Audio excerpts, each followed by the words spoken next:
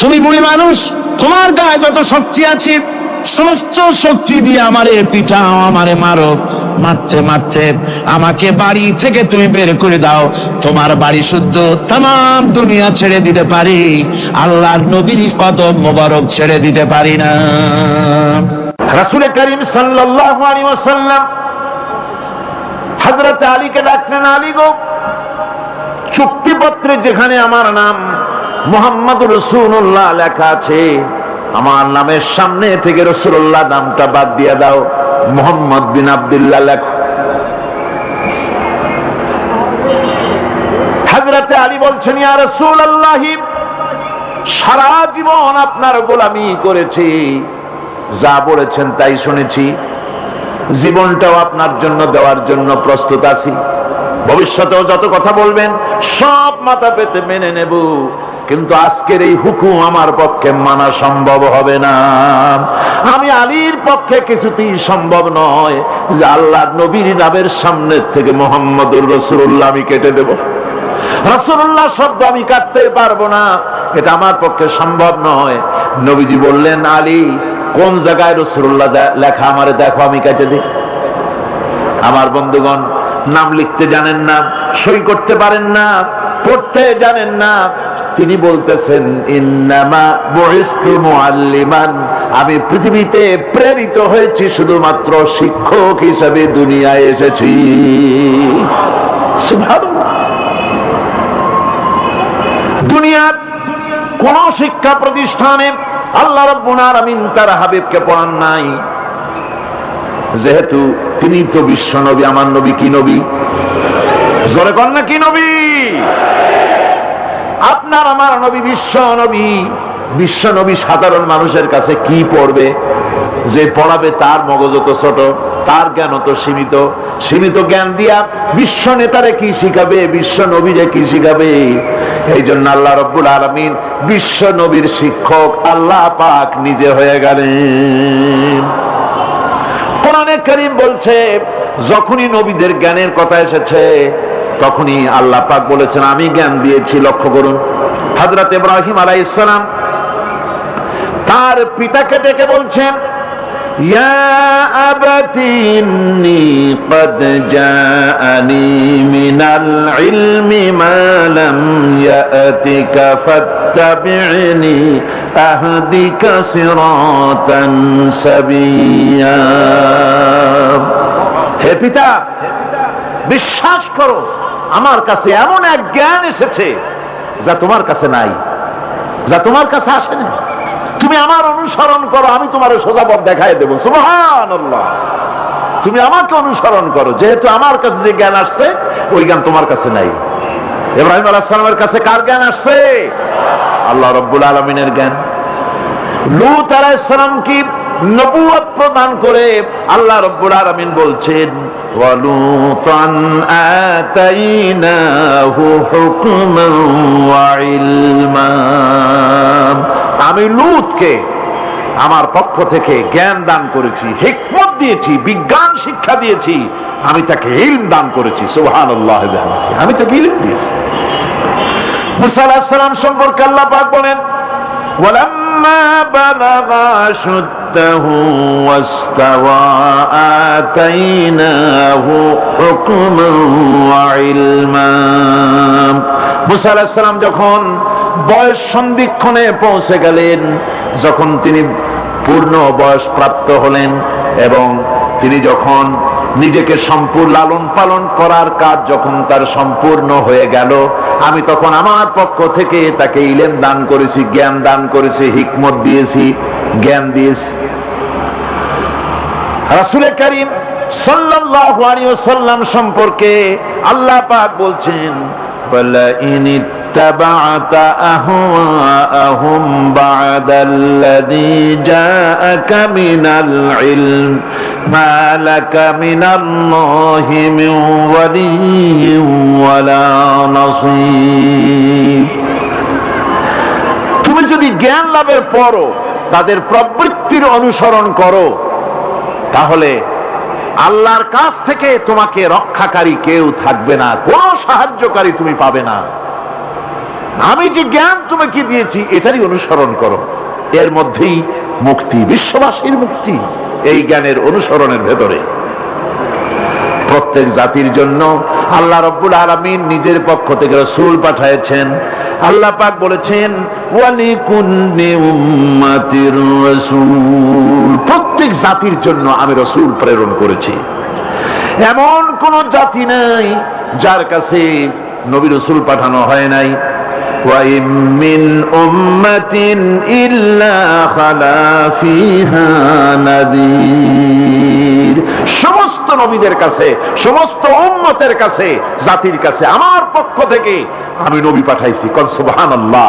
কেউ যেন বলতে পারে না যে আমরা আল্লাহর পক্ষ থেকে কোনো দাওয়াত পাই নাই, আল্লাহর পক্ষ থেকে সত্যকে চেনার কোনো রাস্তা পাই নাই।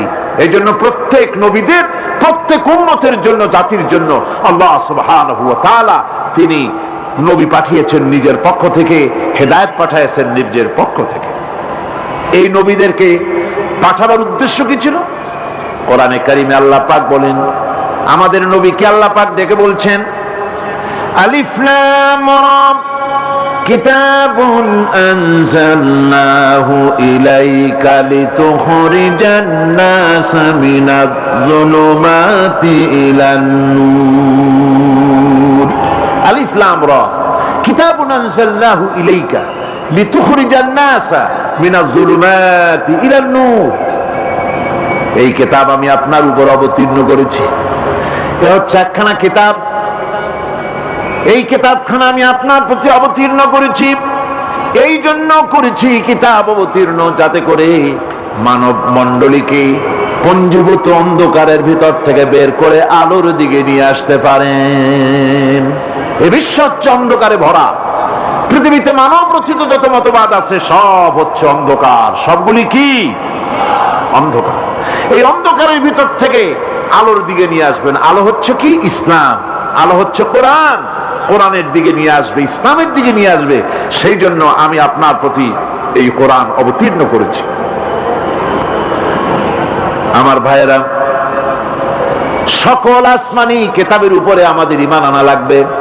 শুধুমাত্র কোরআন শরীফের উপরে নয়, সকল কিতাবের উপরে ঈমান আনতে হবে। কোরআনকে যেমন মানি, মুহাম্মদ সাল্লাল্লাহু আলাইহি ওয়াসাল্লামকে যেমন মানি, সব নবীদের উপরে ওইরকম ঈমান আনতে হবে। কোরআন যেমন মানি ওই রকম করে সমস্ত কিতাবের উপরে ঈমান আনতে হবে। এটার শর্তই দেওয়া হয়েছে, মুমিন হচ্ছে তারা ওয়াল্লাযীনা ইউমিনুনা বিমা উনজিলা ইলাইকা ওয়া মা উনজিলা মিন ক্বাবলিক। মুমিন হচ্ছে সেই সব লোক, মুত্তাকি হচ্ছে তারা যারা তোমার উপরে নাজিলকৃত কিতাবের উপর ঈমান এনেছে এবং এর আগে যত কিতাব আসছে সমস্ত কিতাবের উপর ঈমান এনেছে। তারাই হচ্ছে মুত্তাকি, তারাই হচ্ছে মুমিন।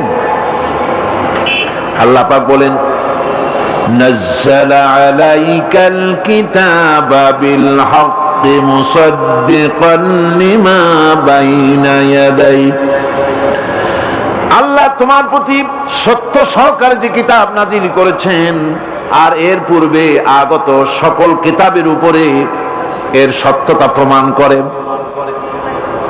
এ কোরআন হচ্ছে আগের যত কিতাব নাজিল হয়েছে সমস্ত কিতাবের সত্যতা প্রমাণকারী কিতাব। এই জন্য মুমিনদেরকে বলতে বলা হয়েছে কুল আমান্না বিল্লাহি ওয়া মা উনজিলা আলাইনা ওয়া মা উনজিলা আলা ইব্রাহিম ওয়া ইসমাঈলা ওয়া ইসহাক ওয়া ইয়াকুব ওয়াল আসবাত। বলো আমরা ঈমান এনেছি আল্লাহর প্রতি, আমাদের প্রতি অবতীর্ণ কিতাবের প্রতি, আর ইব্রাহিম, ইসমাইল, ইসহাক, ইয়াকুব এবং তার আওলাদদের প্রতি যে কিতাব অবতীর্ণ হয়েছে সমস্ত কিতাবের উপর আমরা ঈমান এনেছি। وما أوتي موسى وعيسى والنبيون من ربهم لا نفرق بين أحد منهم ونحن له مسلمون। আর মুসা, ঈসা অন্যান্য নবীদের উপরে যত কিতাব অবতীর্ণ হয়েছে সমস্ত কিতাবের উপরে আমরা ঈমান আনতেছি, আর আমরা হচ্ছি আল্লাহ পাকের আজ্ঞাবহ, আমরা হচ্ছি আল্লাহ পাকের বান্দার মধ্যে আমরা শামিল। আল্লাহ পাক বলছেন এই পৃথিবীতে আমি যত নবী পাঠাইছি সমস্ত নবীদের সাথে তিনটা জিনিস দিয়েছি। কয়টা জিনিস? তিনটি জিনিস দিয়েছি সমস্ত নবীদের। লাকাদ আরসালনা রুসুলানা বিল বাইয়িনাতি ওয়া আনজালনা মাআহুমুল কিতাবা ওয়াল মিজানা লিয়াকুমান নাসু বিল কিসত। নিঃসন্দেহে আমি নবীদেরকে স্পষ্ট নিদর্শনাদি সহ এই পৃথিবীতে পাঠিয়েছি এবং সেই সঙ্গে তাদেরকে কিতাব দিয়েছি আর তাদেরকে মিজান দান করেছি, বাইয়িনাত দান করেছি। তিনটা জিনিস দিয়েছি, এক দিলাম বাইয়িনাত, আর এক দিলাম কিতাব, আর এক দিলাম মিজান। কয়টা হলো? তিনটা। বাইয়িনাত কি? বাইয়িনাত হলো, বাইয়িনাত বলা হয় এমন জিনিসগুলি কি যা একজন নবীর আচার আচরণ দেখে বুঝতে পারা যায় নিঃসন্দেহে ইনি আল্লাহর নবী। সুবহানাল্লাহ। এটাই হচ্ছে বাইয়িনাত। তার চরিত্র, তার আচার আচরণ এগুলি প্রমাণ করে তিনি নবী। আমার বন্ধুগণ, হযরতে খাদিজা রাদিয়াল্লাহু তাআলা আনহা যখন ইসলামের দাওয়াত পেয়েছিলেন, আল্লাহর নবীর পক্ষ থেকে যখন দাওয়াত পেলেন, নবুয়তের তাওহীদের যখন দাওয়াত পেয়েছিলেন, একজন স্ত্রী হিসেবে তার স্বামীর প্রতি এত শ্রদ্ধা, স্বামীর প্রতি এত ভক্তি শ্রদ্ধা, অনাবিল ভক্তি শ্রদ্ধা, যার কারণে হযরতে খাদিজা একটা মুহূর্তের জন্য, এক সেকেন্ডের জন্য দেরি করেন নাই, কোনো প্রশ্ন তোলেন নাই যে আপনি নবী হইলেন কেমনে, অথবা আপনার মধ্যে তো এই জিনিস দেখছি, আপনি নবী হইলেন কেমনে, এমন কোন কথা বলেন নাই। যখনই নবুয়তের তাওহীদের দাওয়াত পেলেন, মা খাদিজাতুল কুবরা সঙ্গে সঙ্গে তিনি পড়ে নিলেন লা ইলাহা ইল্লাল্লাহু মুহাম্মাদুর রাসূলুল্লাহ। নবী করিম সাল্লাল্লাহু আলাইহি ওয়াসাল্লাম বলেছেন, আকাশের নিচে জমিনের উপরে খাদিজার মতো উত্তম মহিলা পৃথিবীতে আর নাই। কি সম্মান আল্লাহ পাক তাকে দিয়েছেন! আল্লাহ পাক নিজে হযরতে খাদিজাকে সালাম জানিয়েছেন। সুবহানাল্লাহ বলবেন। হেরা পাহাড়ে হযরতে জিবরাইল আলাইহিস সালাম নবীজির সঙ্গে কথা বলছেন, ওহী নিয়ে এসেছেন। কিছুক্ষণ পরে হযরতে জিবরাইল বলেন, ইয়া রাসূলুল্লাহ, আমি দেখতে পাচ্ছি খাদিজা আপনার জন্য খানা নিয়ে আসতেছেন। খাদিজা যখন আপনার কাছে পৌঁছে যাবে, আপনি খাদিজাকে বলবেন, আল্লাহ রাব্বুল আলামিন আজ আমি আসার সময় আমার মাধ্যমে খাদিজাকে সালাম জানিয়েছেন।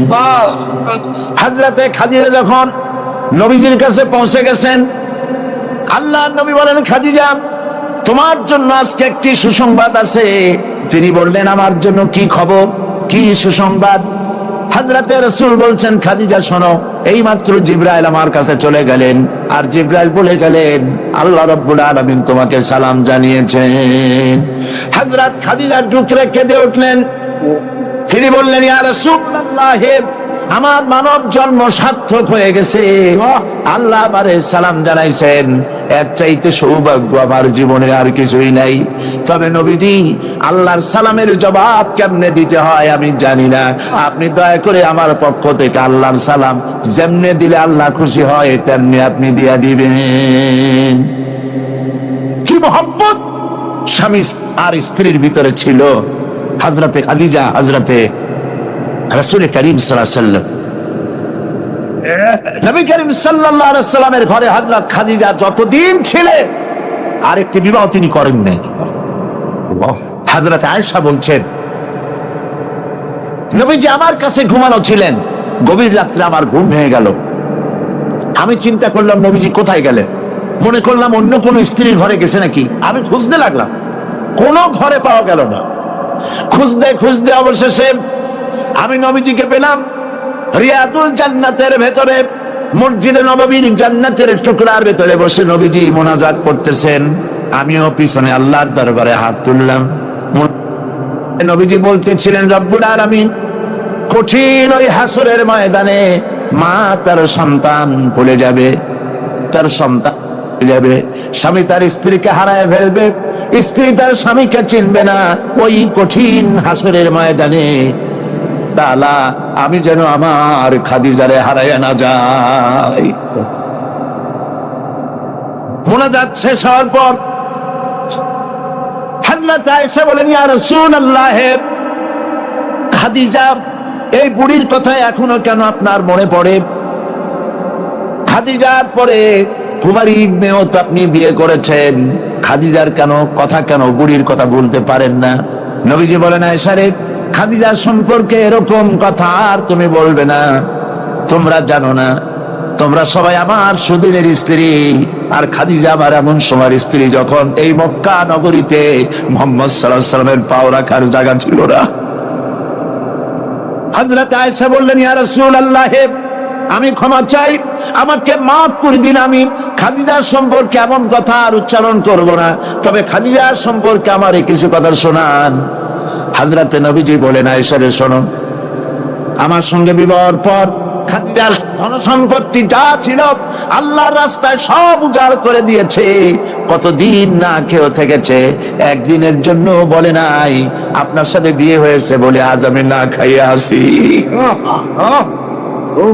সারাদিন সারা রাত দাওয়াতের কাজ করে আমি যখনই দরজার কাছে ফিরেছি, যত রাত হোক না কেন, একবার বলেছি খাদিজা, অমনি দরজা খুলে গেছে। আমি প্রশ্ন করেছি, খাদিজা, যত রাত্রে আসলাম একদিনও দুইটা দাগ দেওয়া লাগলো না, তুমি কি ঘুমাও না? হযরতে খাদিজা বলেছেন, ইয়া রাসূলুল্লাহ, আপনি দিনের দাওয়াতের জন্য ব্যস্ত, কষ্ট করেন, আমি মনে মনে ভাবি আমি যদি ঘুমায় থাকি রাতের বেলায়, আর নবীজি যদি দরজার কাছে এসে খাদিজা খাদিজা বলে ডাকাডাকি করেন, উঠতে যদি আমার দেরি হয় আল্লাহর নবীর সঙ্গে বেয়াদবি হয়ে যাবে, এইটা মনে করে বিছানায় না ঘুমায় যতক্ষণ আপনি না ফেরেন এই দরজাটার সাথে পিঠ লাগাইয়া দাঁড়াইয়া ঘুমায়। হযরত আয়েশা বলেছেন, আমাদের ঘরে রান্না বান্না তেমন হতো না, আমাদের ঘরে তেমন গোশত খাওয়ার সুযোগ আমাদের কিসমতে তেমন হতো না। যদি কোনোদিন আমাদের ঘরে দুম্বা বা ছাগল জবাহ হতো, গোশতগুলি নবীজি কেটে ভাগ করে সমস্ত স্ত্রীদের ঘরে দিয়ে দিতেন। এরপরে কয়েকটা গোশতের টুকরা একটা টোপলায় নিয়ে হযরত খাদিজা মদিনার অলিতে গলিতে ঘুরে বেড়াতেন। খাদিজার কোন বান্ধবী পাওয়া যায় কিনা? সুবহানাল্লাহ। নবী করিম সাল্লাল্লাহু আলাইহি ওয়াসাল্লাম তার স্ত্রীদেরকে ভাবে ভালোবাসতেন, আর স্ত্রীরাও নবীর জন্য এভাবে ভালোবাসতেন, ভালোবাসা দিতে। স্ত্রী অধিকার ইসলাম দিয়েছে, আর কেউ দিতে পারে নাই। আর এই স্ত্রীদের মধ্যে সব থেকে উত্তম স্ত্রীকে নবীজি বলেছেন, আদ-দুনিয়া কুল্লুহা মাতাউন ওয়া খায়রুল মাতাইদ দুনিয়া ইমরাতুস সালিহা। দুনিয়ার সবকিছু এর মধ্যে উত্তম নিয়ামত হচ্ছে পতিপরায়ণা। সুবহানাল্লাহ। হুজুর বলেছেন, তিনটি জিনিস আমি পছন্দ করি, তিনটি জিনিস আমার প্রিয়। একটি হলো নামাজ, একটি হলো সুগন্ধ, আর একটি হলো স্ত্রী। সুবহানাল্লাহ। এই স্ত্রীকে সমান অধিকার দিয়েছে নবীজি, আল্লাহর ইসলাম সমান অধিকার দিয়েছে। নারীর অর্থনৈতিক অধিকার প্রতিষ্ঠিত করেছে ইসলাম, তাকে অর্থনৈতিক অধিকার দিয়েছে, মহারানার ব্যবস্থা করেছে। কোরআন বলছে, ফাতুহুন্না উজুরাহুন্না ফারিদা, ফরজ রূপী দায়িত্ব হিসাবে স্ত্রীর মহারানার টাকা আদায় করে দাও। বহু মুসলমান আছে মহারানার টাকা আদায় করে না, বরং আজকাল তো নতুন সিস্টেম চালু হয়েছে মানুষকে শোনাবার জন্য। বিবাহের মজলিসে বলা হয়, অমুকের মেয়ে অমুকের ছেলে বিয়ের মহারানা কত 5,55,555 পয়সা। সামনে একটা টাকা বা পয়সা জিরো থাকতে পারবে না, একটা নিয়ম নীতি করে নিচ্ছে। এই টাকাগুলি মহারানার টাকা সঠিকভাবে আদায় করা হয় না অনেক ক্ষেত্রে, একথা ঠিক কিনা? বরং উল্টো করে মহারানা আদায় করা হয় মেয়ে পক্ষের কাছ থেকে, কন্যা পক্ষের কাছ থেকে। এইটাকে কি বলা হয়? এইটাকে কি বলা হয়? এটা হলো যৌতুক নামের কৌতুক। মেয়ে পক্ষের কাছ থেকে টাকা আদায় করা। মেয়ে পক্ষ যদি ইচ্ছে করে বর পক্ষকে যদি টাকা দেয়, পয়সা দেয়, গাড়ি দেয়, বাড়ি দেয়, কোনো আপত্তি নেই, দিতে পারে। কিন্তু ডিমান্ড করে নেওয়া, চেয়ে নেওয়া সম্পূর্ণ হারাম। কন্যার পিতার মাতা 12 বছর, 18 বছর, 20 বছর, 25 বছর লালন পালন করে কলিজার টুকরা সন্তানটাই তো দিয়ে দিল। এর চাইতে টেলিভিশন, গাড়ি বাড়ি বেশি হয় কি করে? এই যৌতুক বাংলাদেশের সর্বত্র আছে, অবশ্য চট্টগ্রামে নাই। আছে। ছেলে যদি এমএ পাস করে, ইঞ্জিনিয়ারিং পড়ে, লয়ার হয়েছে, পিতার এই ধারণাই হয় সন্তানকে পড়াতে লেখাতে যত টাকা খরচ হয়েছে কন্যা পক্ষকে কাছের থেকে আদায় করে নেব। এবং সেই জন্য বিয়ের সময় দাবি করা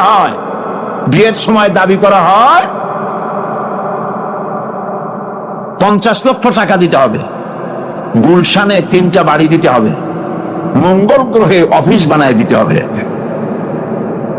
আপনার ছেলে এমএ পাস করেছে, লয়ার হয়েছে, ব্যারিস্টার হয়েছে, তো কি হয়েছে? আপনি কেন নির্যাতন কন্যা পক্ষকে? জায়েজ নাই, হারাম। শুকরের মাংস যেমন হারাম, কন্যার কাছ থেকে জবরদস্তি করে চেয়ে ডিমান্ড করে যৌতুক আদায় করা ওরকমই হারাম। এই কাজটি কি আপনারা করবেন? এই কাজটি কি করবেন? বিবাহ করাবেন ছেলেকে ভালোবাসা দিয়ে, টাকা দিয়ে, পয়সা দিয়ে বিবাহ করায়া মেয়ে একটা ঘরে নিয়ে আসবেন, কন্যা পক্ষের উপরে চাপ সৃষ্টি করবেন না। তো নারীকে মহারণা দেওয়ার ব্যবস্থা ইসলাম করেছে। কে ব্যবস্থা করেছে বলেন? ইসলাম করেছে। এবার আরো দেখুন আল্লাহ পাক কি বলছে, وَإِذَا آتَيْتُمْ إِحْدَاهُنَّ قِنطَارًا فَلَا تَأْخُذُوا مِنْهُ شَيْئًا।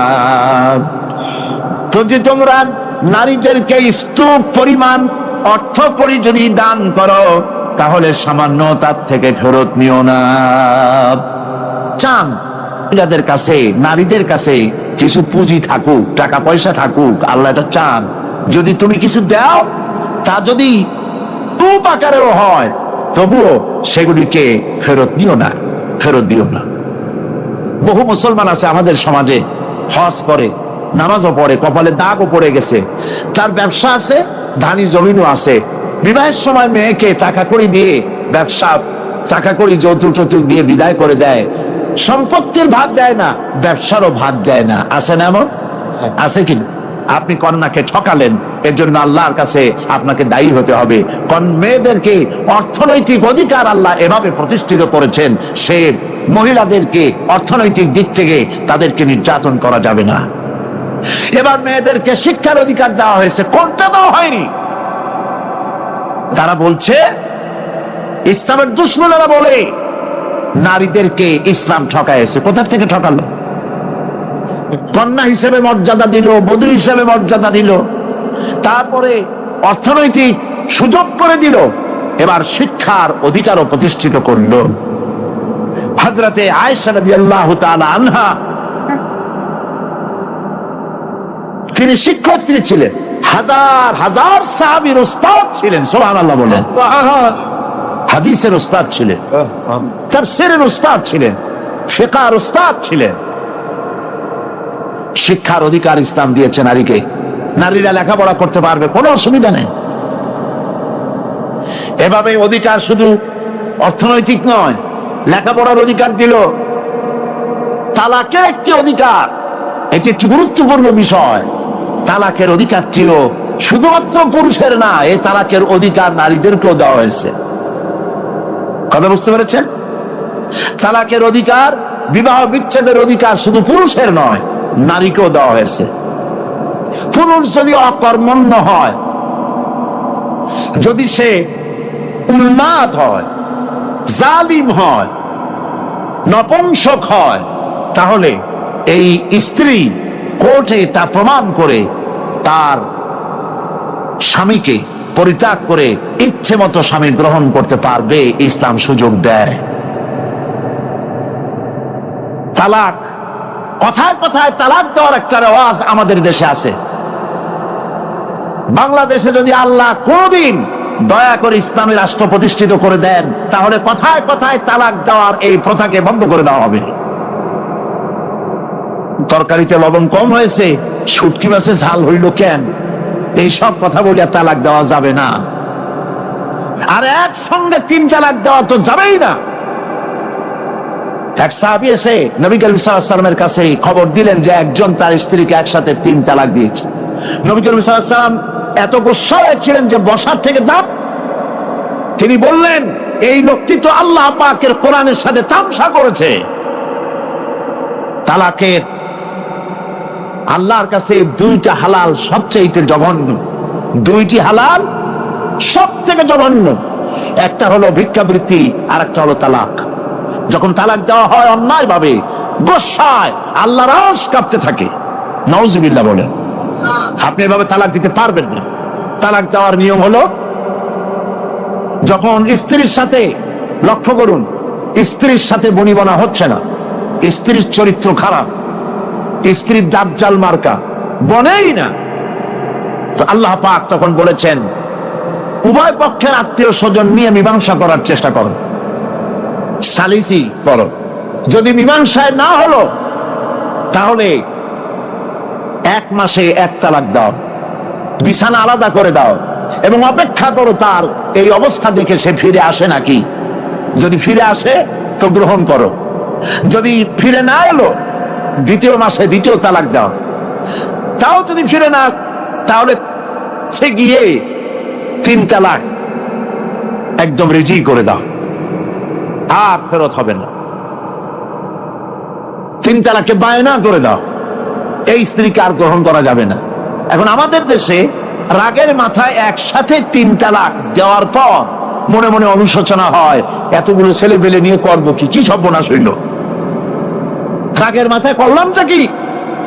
এখন এই বউ ফিরে পাওয়ার জন্য মসলা তালাশ করে। তখন গ্রামের মুন্সি মৌলবী, এই জাতীয় 1 শ্রেণীর লোক আছে যারা কোরআন বোঝে না, হাদিস বোঝে না, তারা হিল্লা নামক একটা ঔষধ বের করছে। সেই ঔষধটা কি? তারা বলে যে এই স্ত্রীকে যদি আবার নিতে চাও, তাহলে আরেকটা পুরুষের সঙ্গে বিবাহ দাও, এবং শর্ত করো যে তোমার কাছে দিলাম, 2-3 দিন পর তুমি তালাক দিয়ে দিবা, এরপরে আমরা নিয়ে নেব। তালাকের নিয়তে বিবাহ করা এটা সম্পূর্ণ হারাম, বিবাহ হবে না। তালাকের নিয়তে বিয়ে করলো, বিয়ে হবেই না। তারপরে এই যে ভাড়া করা, একজনের সঙ্গে হিলা করতে দেওয়া, এটাকে হাদিসের ভাষায় বলা হয়েছে ভাড়া করা সার। ভাড়া করা সার। ইসলামে এই ধরনের কোন বিধান নাই। সবাই কান খুলে শুনুন, হিল্লা করার যে ব্যবস্থা বাংলাদেশে গ্রামে গঞ্জে আছে, শরীয়তের কোন অস্তিত্ব নাই। কেউ যদি তার স্ত্রীকে তালাক দেয় আর এই স্ত্রীকে আবার ফেরত নিতে চায়, পর্যন্ত ফেরত দিতে পারবে না। একটা পথ আছে, সেই পথটা হলো এই ইচ্ছে করে কোনো স্বামী গ্রহণ করেন, আর সেই স্বামী যদি ইচ্ছে করে ঘটনাচক্রে তালাক দেয়, অথবা ঘটনাচক্রে সেই স্বামীর যদি মৃত্যু হয়, তাহলে কেবলমাত্র প্রথম স্বামীর কাছে আসতে পারবে। এছাড়া প্রথম স্বামীর কাছে আসা কিয়ামত পর্যন্ত সম্ভব নয়। এইটা ইসলাম করেছে দৃষ্টান্তমূলক শাস্তি দেওয়ার জন্য। কথায় কথায় তালাক দেবা, বাগুন ভর্তায় মরিচ হইল কেন, এই সব শয়তানি চলবে না। এইটার জন্যই এই বিধান করা হয়েছে। তালাক কখনো রাগের মাথায় এই জঘন্য কাজ কেউ করবেন না। যদি করতেই হয়, তাহলে 3 মাসে তিন তালাক হবে, একসাথে তিন তালাক দেওয়া যাবে না। যদি কেউ একসাথে তিন তালাক দিয়ে বসে, তালাক হয়ে যাবে, এটাও মনে রাখবেন, তালাক হয়ে যাবে। তবে আল্লাহ পাক অসন্তুষ্ট হবেন, নারাজ হবেন, গোসায় আল্লাহর আরশ কাঁপতে থাকে। এই কাজটি কখনো করবেন না। আল্লাহ পাক তালাক চান না, আল্লাহ চান স্বামী স্ত্রীর মধ্যে মহব্বত পয়দা হোক। সুবহানাল্লাহ। যদি স্ত্রীর উপর রাগ হয়, কখনো মন খারাপ হয়, আল্লাহ বলছেন ওয়ালা তানসাউল ফাদলা বাইনাকুম, তোমরা পরস্পর পরস্পরের অনুগ্রহকে ভুলে। আজকের একটা ব্যাপারে মন খারাপ হয়েছে, তুমি চিন্তা করো তোমার জীবনের অনেক ক্ষেত্রে এই স্ত্রীর অনেক অবদান আছে, সেগুলিকে মনে করে আজকেরটা মাফ করে দিবি তো সার। সুবহানাল্লাহ। কম আল্লাহ পাক চান না স্বামী স্ত্রীর ভিতরে অসন্তুষ্টি থাকুক এবং তালাক পর্যায়ে চলে যায়। একবার নবী করিম সাল্লাল্লাহু আলাইহি ওয়াসাল্লাম বসে আছেন মসজিদে নববীর ভিতরে, মুখ মলিন, সাহাবায়ে কেরাম ভয়তে কথা বলতে পারছেন না। কিছুক্ষণ পর হুজুর হযরত আলী হযরত ফাতেমার ঘরে ঢুকলেন, বেরিয়ে আসলেন হাসি মুখে। তিনি প্রশ্ন করলেন, সাহাবায়ে কেরাম জিজ্ঞেস করলেন, হে রাসূল, একটু আগে আপনার মুখ এত মলিন ছিল আর এখন আপনি এত হাসি খুশি, আমরা তো তখন কথা বলতে সাহস পাইনি, হুজুর কি হয়েছে? আল্লাহর নবী বলেন, ওদের মধ্যে মনোমালিন্যের সৃষ্টি হয়েছিল আর আমার মনটা খারাপ হয়ে গিয়েছিল। ওদের, বুঝতে পারছেন তো, হযরত আলী এবং ফাতেমার মধ্যে মনোমালিন্য সৃষ্টি হয়েছিল, আমার মনটা খারাপ হয়ে গিয়েছিল। আমি ভেতরে গেলাম, উভয়ের সঙ্গে কথা বললাম। এখন তারা দুজনের মধ্যে তাদের ভুল বুঝাবুঝির নিরসন হয়েছে, আমার মনটা খুশি হয়ে গেছে। নবীজি বলেন, ফাতেমাকে যে কষ্ট দেয় সে আমাকে কষ্ট দেয়, কারণ ফাতেমা আমার কলিজার টুকরা। স্বামী এবং স্ত্রীর মধ্যে সম্পর্ক ভালো থাকতে হবে, অধিকার সমান, তবে স্বামীর মর্যাদা বেশি। মর্যাদা কার বেশি? স্বামীর মর্যাদা বেশি। তিরমিজি শরীফের হাদিসে এসেছে, আল্লাহর নবী একদিন একদিকে যাচ্ছিলেন, জঙ্গল থেকে এক পাহাড়িয়া উট এসে নবীজির কদমের উপরে, নবীজির কদম মোবারকে চুমা দিল, সেজদা করলো। সাহাবায়ে কেরাম বললেন, ইয়া রাসূলুল্লাহ, হে পাহাড়ের উটের কি সৌভাগ্য, আল্লাহর নবীর পায়ের উপরে চুমা খেয়েছে, সেজদা দিয়েছে, আমাদেরকে অনুমতি দেন আপনার কদমের উপরে আমরা সেজদা দিয়া ধন্য হই। হুজুর বলেন, শোনো, আমি যদি এই পৃথিবীতে মানুষকে সেজদা করার জন্য যদি পারমিশন দিতাম, তাহলে পৃথিবীর সমস্ত নারীদেরকে বলতাম তারা যেন তাদের স্বামীকে সেজদা দেয়। তাহলে মর্যাদা কার বেশি? স্বামীর মর্যাদা বেশি, অধিকার সমান, মর্যাদা বেশি স্বামী। আবু দাউদ শরীফের হাদিসে এসেছে, নবীজি বলেছেন, কোন স্ত্রী লোক এমন অবস্থায় যদি মারা যায় যে তার স্বামী তার উপরে সন্তুষ্ট ছিল, আল্লাহ রাব্বুল আলামিন ওই মেয়ে লোকটি জান্নাত দান করে দিবেন। স্বামীর মর্যাদা এখানে বেশি। তাহলে আমরা দেখলাম অধিকারের দিক থেকে যখন নারী ছিল, বধূ ছিল, কন্যা ছিল, বধূ ছিল, সব জায়গায় ইসলাম নারীকে সম্মান বাড়িয়ে দিল, ঠিক কিনা বলেন? আর নারী বিবাহ হওয়ার পর কদিন পরে মা হয়ে গেল, মা হয়ে যাওয়ার পর মর্যাদা কমে গেল না বেড়ে গেল? বলেন, কমলো না বাড়লো? নবীজি বলছেন, আল্লাহর নবীর সামনে একজন সাহাবী এসে প্রশ্ন করলেন, হে আল্লাহর রাসূল, খেদমত করব কার? মান আহাক্কুন নাস বিহুসনি সাহাবাতি? ক্বালা উম্মুক। ক্বালা সুম্মা মান? ক্বালা উম্মুক। ক্বালা সুম্মা মান? ক্বালা উম্মুক। ক্বালা সুম্মা মান? ক্বালা আবুক। আখরাজাহুল বুখারী। বুখারী শরীফের হাদিস। সাহাবী জিজ্ঞেস করছেন, ইয়া রাসূলুল্লাহ, খেদমত করব কার? হুজুর বলেন, তোমার মায়ের। তারপরে কার? তোমার মায়ের। তারপরে কার? তোমার মায়ের। তারপরে কার? তোমার পিতার। বাপের চাইতে মায়ের মর্যাদা কয় গুণ বেড়ে গেল বলেন? 3 গুণ বেড়ে গেল মর্যাদা। আল্লাহর নবী মসজিদে নববীতে বসে আছেন, সাহাবায়ে কিরাম কর্তৃক পরিবেষ্টিত হয়ে। এমন সময় একজন বুড়ি মসজিদে প্রবেশ করেছেন। হুজুর তাকে দেখে দাঁড়ায় গেলেন। কাছে যখন এলেন মহিলা, নবীজি নিজের গায়ের চাদর বিছায়া দিলেন। মহিলা চলে যাওয়ার পর সাহাবায়ে কিরাম প্রশ্ন করলেন, ইয়া রাসূলুল্লাহ, আমরা তো চিনলাম না এই মহিলাকে। একজন মেয়ে লোকের জন্য নবীজি তার গায়ের চাদর বিছায়া দেয়, এত বড় সম্মানী মহিলা আমরা চিনলাম না, তিনি কে? আল্লাহর নবী বললেন, আমার মায়ের দুধ আমার কিসমতে তেমন হয় নাই। যার কোলে কাকে চড়ে, যার বুকের দুধ খাইয়া আমি বড় হয়েছি, এই আমার সেই দুধ মা হযরতে হালিমাতুস সাদিয়া। মায়ের মহব্বত কেমনে বুঝতে হবে? মা যখন হয়ে গেলেন, সম্মান বেড়ে গেল সন্তানের কাছে। একজন সাহাবী এসে কাছে বলছেন, হে রাসূল, আমার মায়ের মেজাজ খুব খারাপ। হাদিস, আমার মায়ের মেজাজ খুব খারাপ। হুজুর প্রশ্ন করলেন, তোমার মা যখন তোমারে গর্ভে রাখছিলেন তখন তো মেজাজ খারাপ ছিল না? তিনি বললেন, হুজুর আমি সত্যি বলছি, মেজাজ খুবই খারাপ। হুজুর বলছেন, তোমাকে যখন তোমার মা ডেলিভারি করেছিল তখন তো মেজাজ খারাপ ছিল না? কয়, না হুজুর, দারুণ খারাপ মেজাজ। হুজুর বললেন, তোমার 2.5 বছর 2 বছর ধরে যখন দুধ খাওয়াইছিল তোমার মা, তখন তো তার মেজাজ খারাপ ছিল না। সাহাবী যখন এর পরেও বললেন, ইয়া রাসূলুল্লাহ, আমি আমার মায়ের দুধের হক আদায় করে দিয়েছি। হুজুর বললেন, দুধের হক আদায় করেছো তুমি, তোমার মায়ের একটি সপ্তাহের হক তুমি আদায় করতে পারো নাই। তুমি যদি পড়ে গেছো ছোট্টবেলায়, খাটের থেকে কোলের থেকে পড়ে গেছো, কেঁদে উঠছো, আর তোমার মা যে তখন বলেছে, সারা জীবন এই একটি সপ্তাহের হক আদায় করতে পারবা না। মায়ের সম্মান ইসলাম এভাবে বাড়িয়ে দিল।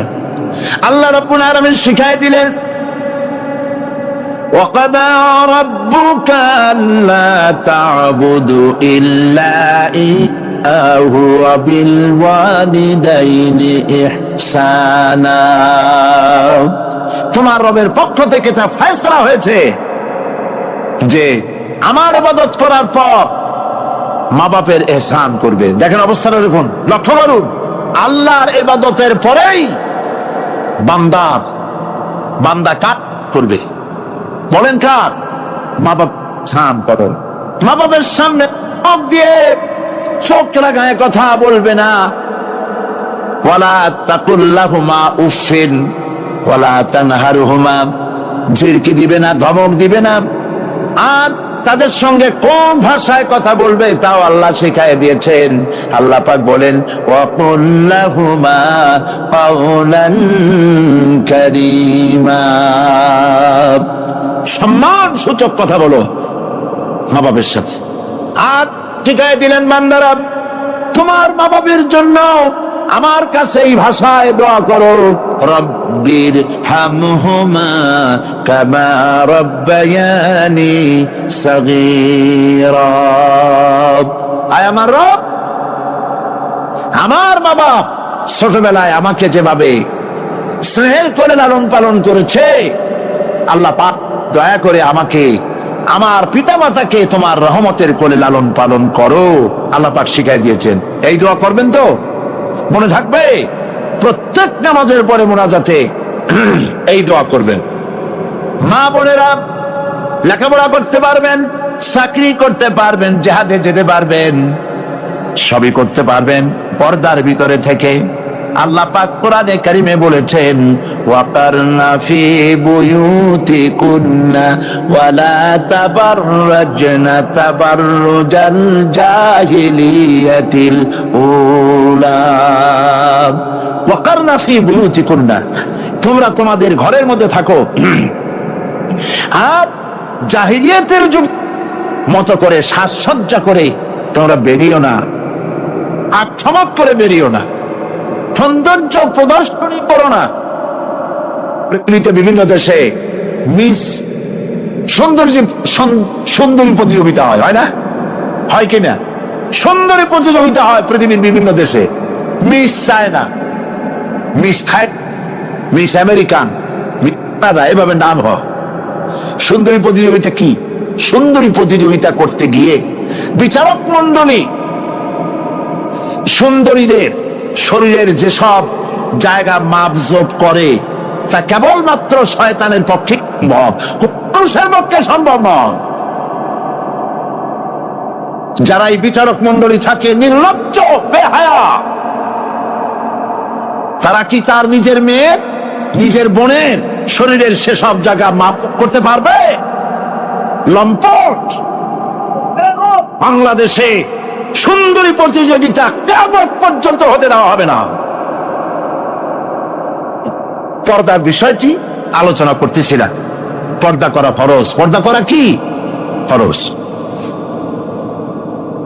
নবীজি বলেছেন এমন এক সময় আসবে, قال رسول الله صلى الله عليه وسلم نساء كاسية عارية مميلة مائلة رؤوسهن كالبخت المائلة لا يدخلن الجنة ولا يجدن ريحها أخرجه مسلم। আল্লাহর নবী বলেন এমন এক জামানা আসবে যখন বস্ত্র পরিধানকারিণী উলঙ্গিনী হবে মেয়ে লোকগুলি, উটের চুটের মতো করে খোপা বেঁধে মরাল সময় হেলে দুলে পরপুরুষে আকর্ষণ করে রাস্তায় চলাফেরা করবে। এদের কথা জান্নাতের সুঘ্রাণও এদের প্রবেশ করবে না। কাসিয়াতুল আরিয়া, বস্ত্র পরিধানকারিণী উলঙ্গিনী। কথা শুনতেছেন আপনারা? বুঝতে পারতেছেন? বস্ত্র পরিধানকারিণী উলঙ্গিনী, কাপড় পরছে, যা পরাও যা, না পরাও তাই, জান্নাতে যেতে পারবে না। এই জন্য অশালীন পোশাক বাদ দিতে হবে। রাসূলুল্লাহ বলেছেন আরাফাতের ময়দানে, তোমরা যেমন খাবে তোমাদের মেয়েদেরকে স্ত্রীদেরকে তেমন পরাবে, তোমরা যেমন খাবে তেমন তাদের খাওয়াবে, তোমরা যেমন পরবে তেমন তাদেরকে পরাবে। কেউ কেউ এর অর্থ করেছে যেমন খাবো তেমন খাওয়াবো, এটা তো ঠিক আছে, যেমন পরি তেমন তাদেরই পরাতে হবে। তো পুরুষও প্যান্ট শার্ট পরে মেয়েদেরকেও প্যান্ট শার্ট পরানো শুরু করছে। নাউজুবিল্লাহ বলেন। কিয়ামতের অনেকগুলি আলামত আছে। হযরত আলী রাদিয়াল্লাহু তাআলা হাদিস রওয়ায়াত করেছেন কিয়ামতের পূর্বে 15টি লক্ষণ প্রকাশ পাবে, তিরমিজি শরীফের হাদিস। তার মধ্যে একটি লক্ষণ হলো এই, মেয়েরা পুরুষের পোশাক পরবে, পুরুষরা মেয়েদের পোশাক পরবে। এটা তো শুরু হয়ে গেছে। শুরু হয়েছে কিনা? মেয়েরা আমাদের দেশেও এই প্রচলন শুরু হয়েছে। কোন কোন ক্ষেত্রে মহিলারা প্যান্ট শার্ট ইত্যাদি চাদরবিহীন এগুলি পরে রাস্তায় বেরোনো শুরু হয়ে গেছে। পুরুষগুলি আমাদের দেশে এগুলি কম, বিদেশে দেখেছি দুল পরে। আমাদের দেশে দুল পরা শুরু করছে কিনা আমার চোখে এখনো পড়ে নাই। আছে? আমি তো এত খাতায় দেখি, তারপরেও আমার নজরে পড়ে নেই। তবে চেন পরে দেখেছি, সোনার চেন বহু নজরে পড়েছে। চেন গলায় পরে পুরুষ মাঘের পৌষের প্রচন্ড শীতে সামনের 3-4টা বোতাম খোলা রাখে, যাতে মানুষে বুঝে উনি একখান কিছু পড়ছে। হারাম, হারাম।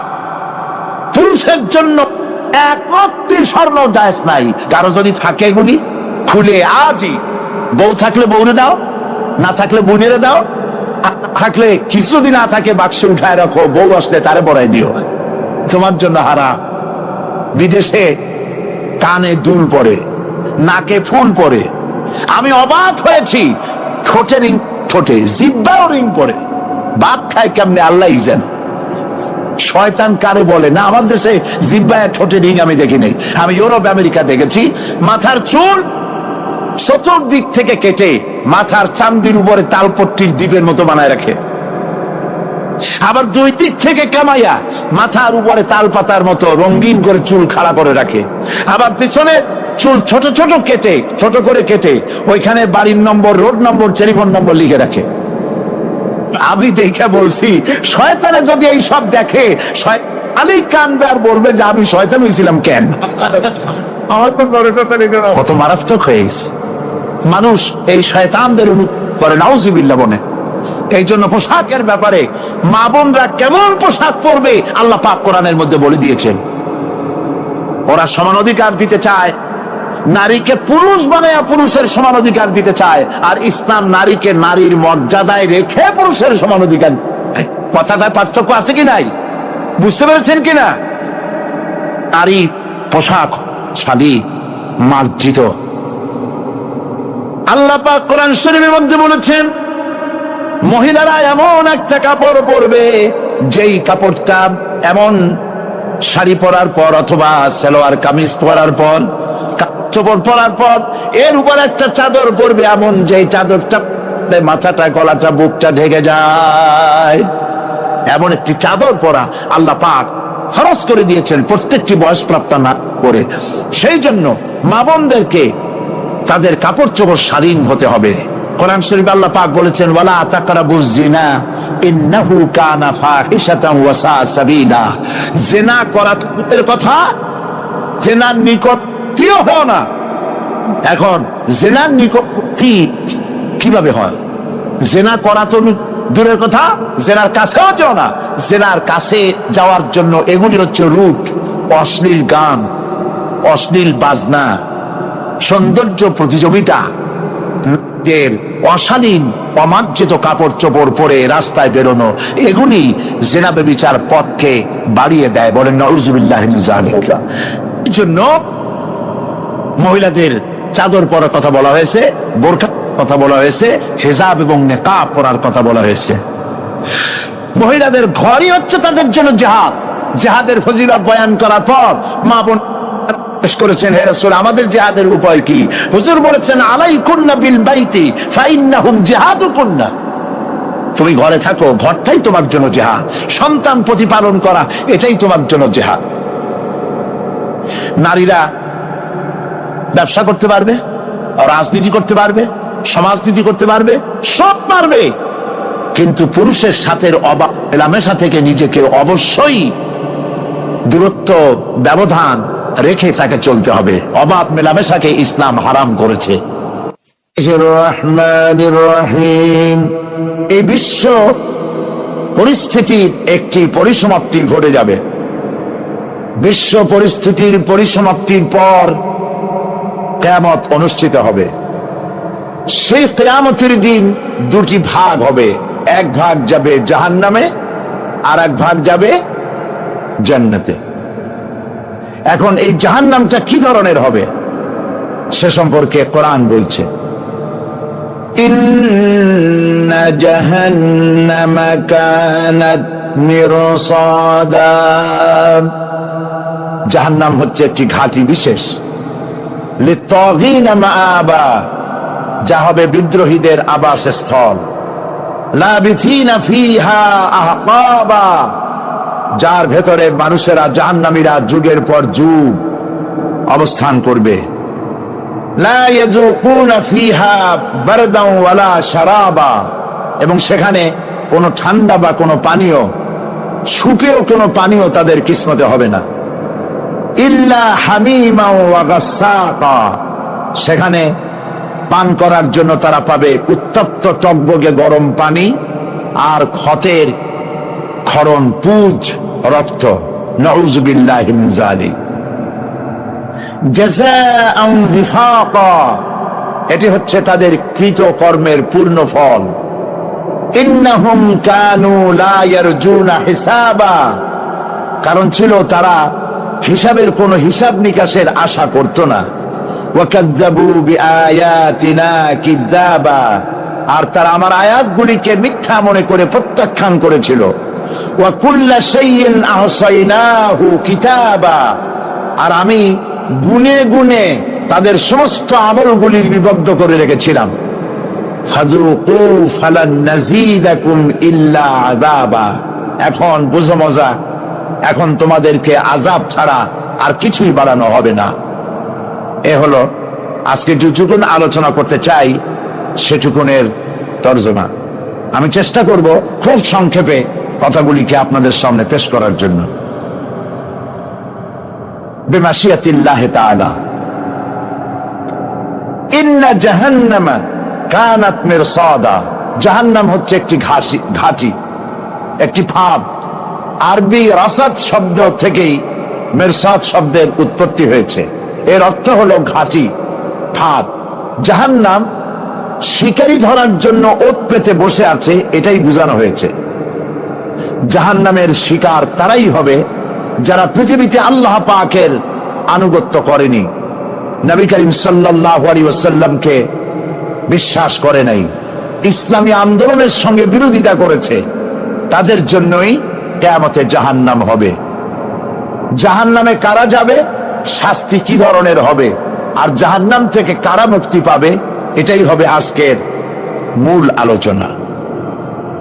আল্লাহ রাব্বুল আলামিন কোরআনে কারীমের মধ্যে বলছেন, ওয়ালাকাদ যারানা লিজাহান্নামা কাসীরাম মিনাল জিন্নি ওয়াল ইনস লাহুম কুলুবুন লা ইয়াফকাহুনা বিহা ওয়া লাহুম আ'য়ুনুন লা ইউবসিরুনা বিহা ولهم آذان لا يسمعون بها أولئك كالأنعام بل هم أضل أولئك هم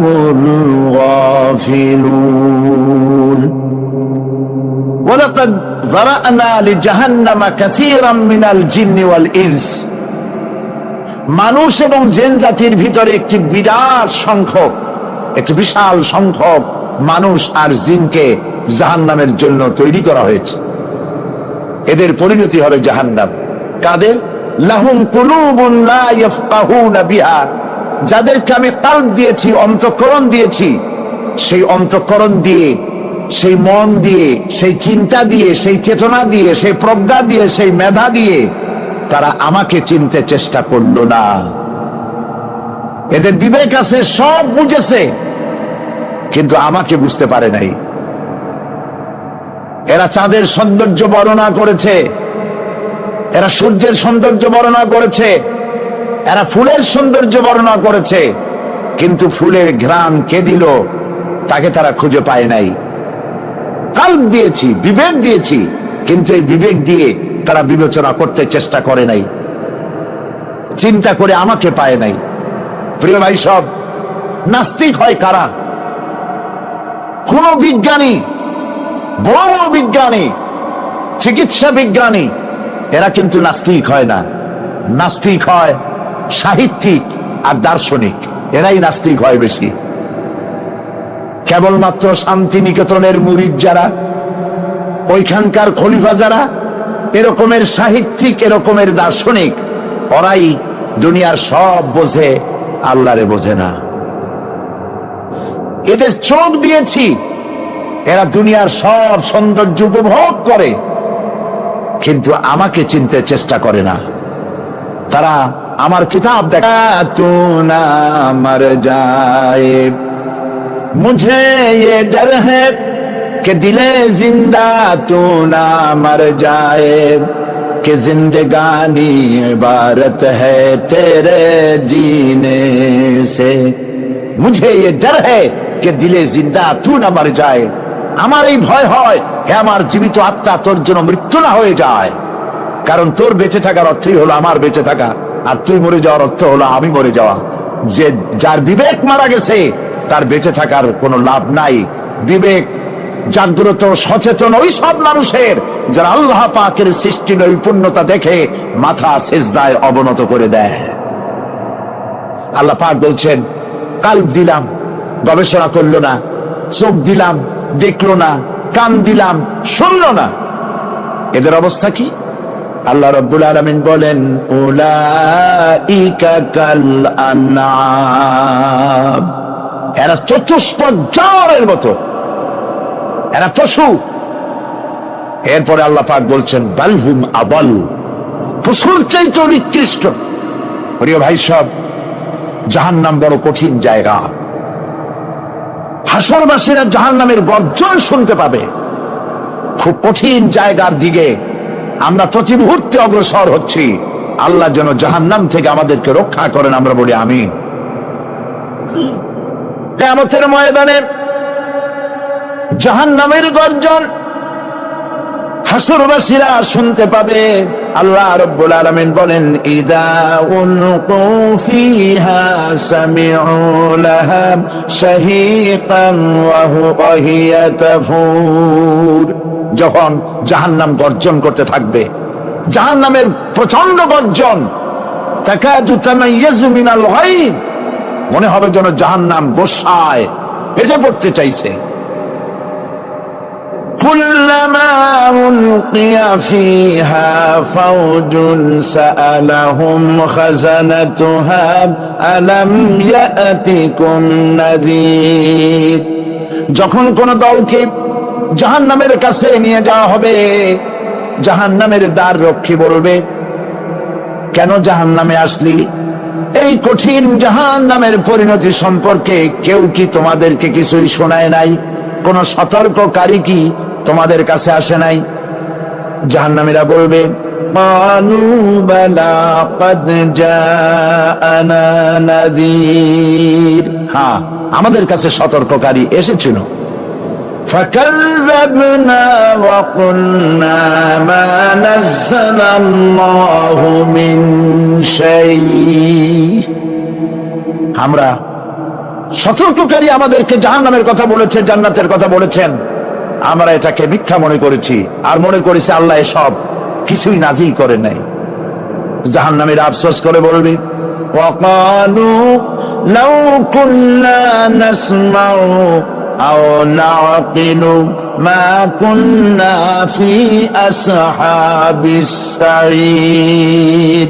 আরে যদি শুনতাম, নাসমাউ মানি মানতাম, যদি মানতাম, আলেমেরা যা বলেছিলেন কোরআন থেকে হাদিস থেকে, নবীরা যা বলেছিলেন, যদি মানতাম আর যদি বুঝতাম, আমল করতাম, আজকে জাহান্নামের কঠিন শাস্তির মুখোমুখি আমাদেরকে হতে হতো না। প্রিয় ভাই সব, জাহান্নাম বড় কঠিন জায়গা হবে। এই জাহান্নামে কারো মৃত্যু হবে না। এই পৃথিবীতে রোগ হোক, যত বড় মারাত্মক রোগ হোক, একদিন রোগী জরাজীর্ণ হয়ে ক্লান্তি হয়ে মৃত্যু হয়ে যাবে ঠিক, কিন্তু মানুষ যখন জাহান্নামে চলে যাবে, মৃত্যু যতই কামনা করুক না, কোনো মৃত্যু আর আসবে না। আল্লাহ পাক বলেছেন, সুম্মা লা ইয়ামুতু ফিহা ওয়া লা ইয়াহইয়া। জাহান্নামের কঠিন শাস্তি, মানুষ সেখানে বাঁচবেও না, মরবেও না, এমন এক দুরবস্থার মুখোমুখি হতে হবে পৃথিবীর মানব মণ্ডলীকে, কাফেরদেরকে, যারা জাহান্নামে যাবে। জাহান্নামীরা মৃত্যু কামনা করবে, বলবে, আরে যদি মরে যাইতাম। কোরআনে কারীমে রব্বুল আলামিন বলেছেন, লা তাদউ সুবুরান ওয়াহিদান ওয়ালা ওয়াদউ সুবুরান কাসীরা। এক মৃত্যু কামাই করো না, একটা মৃত্যু কামনা করো না।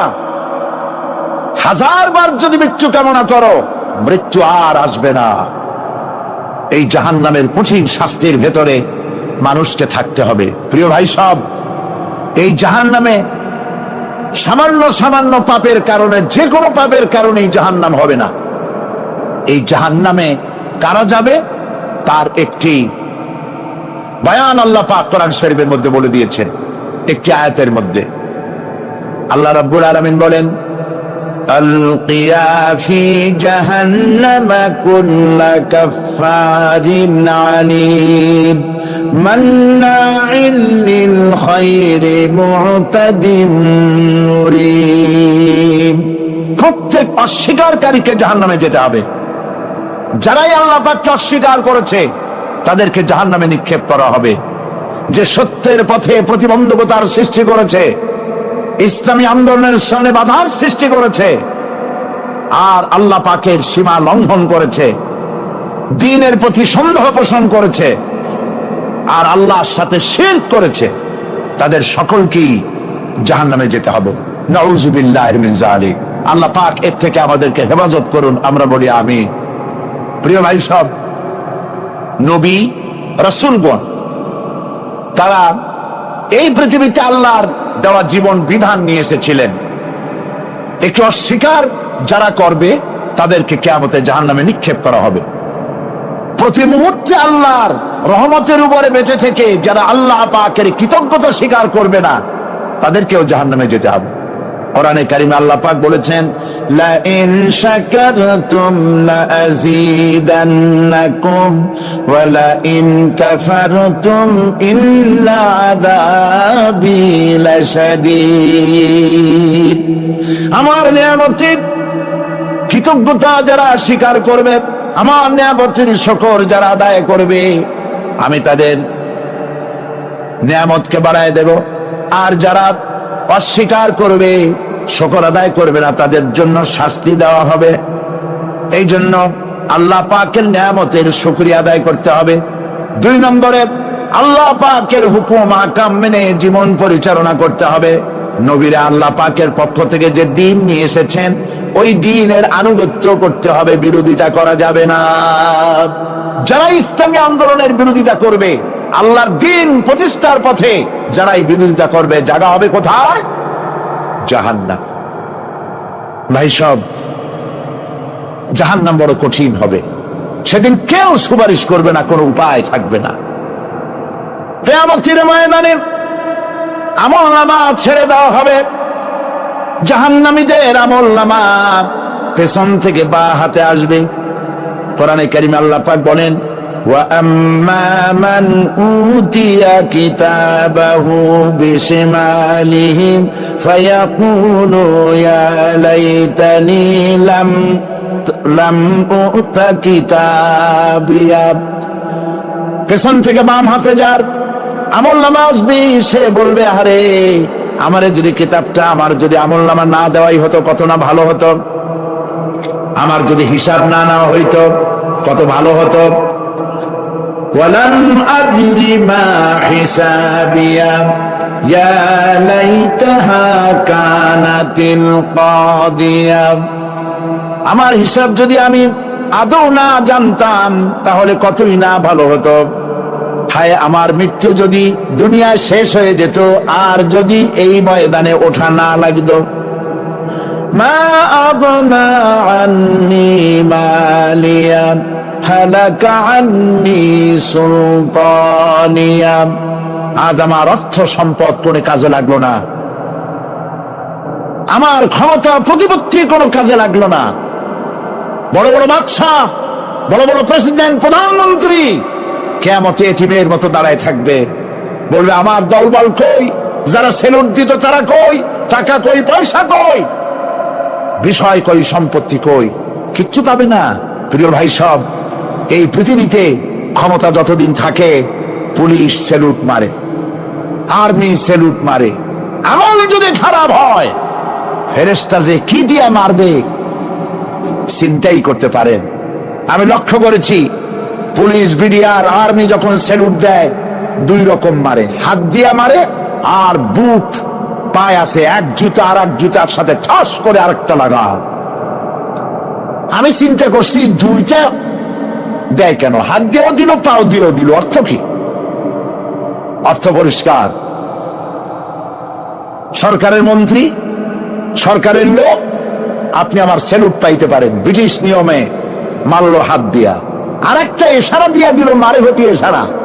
সরকারে থাইকা যদি জনগণের সর্বনাশ করেন, মুসলমান দেশের তথ্য পাচার করে মুসলিম দেশের স্বাধীনতা যদি হরণ করতে চান, আর যদি ধরা পড়েন, তাহলে হাত দিয়া না, ওইটা দিয়া মারবো।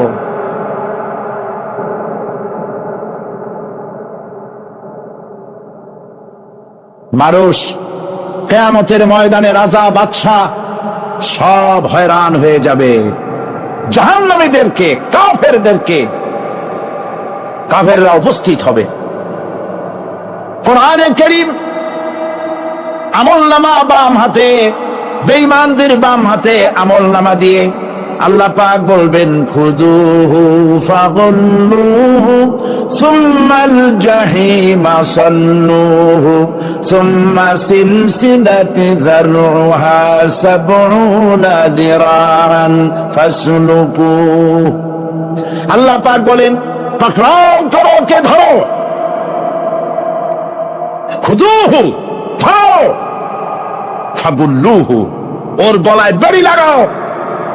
সুম্মাল জাহিমা সাল্লুহু, এরপর জাহান্নামে নিক্ষেপ করো। সুম্মা সিলসিলাতি যারুহা সাবউনা জিরান ফাসলুকুহু, 70 গজ লম্বা শিকল দিয়া বাঁধো, জাহান্নামে নিক্ষেপ করো। এই জাহান্নামে ওই সব কাফিরদের জন্য হবে এই আযাব। আল্লাহ পাক কেন দিবেন কারণ সম্পর্কে আল্লাহ পাক বলেন, ইন্নাহু কানা লা ইউমিনু বিল্লাহিল আযীম ওয়া লা ইয়াহুদ্দু আলা তুআমিল মিসকিন। কারণ হলো এরা আল্লাহ পাকের উপরে বিশ্বাস স্থাপন করত না। বড় বড় বুদ্ধিজীবী, বড় বড় বুদ্ধিজীবী, বড় বড় কবি। আহারে, আমার দেশের এক কবি বলল, ফজরের নামাজের আজান যখন শুনি মনে হয় বেশ্যা তার খরিদ্দার ডাকতেছে। মুসলমান নামের কলঙ্ক, মানুষ নামের পশু। এই কবিকে তাদারিন্তন প্রধানমন্ত্রী রাষ্ট্রীয় পুরস্কার দিয়ে ধন্য করেছে।